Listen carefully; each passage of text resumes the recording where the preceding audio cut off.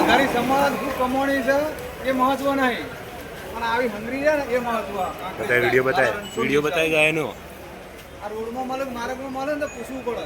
એમ road લઈને નીકળો કોઈ પૂછનાર નહીં મળે તમને. એ આ કોઈ એકમ નહીં ભાઈ બધા.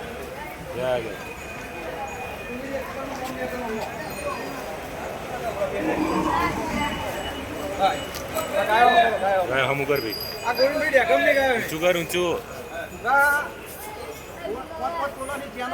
ગાડીઓ લઈને ફેરો પણ કોઈ પુસ્તક નહીં મળતું.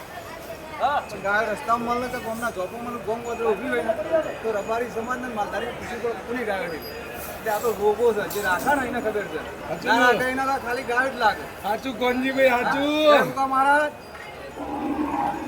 ભાઈ આવા વળી ચાલો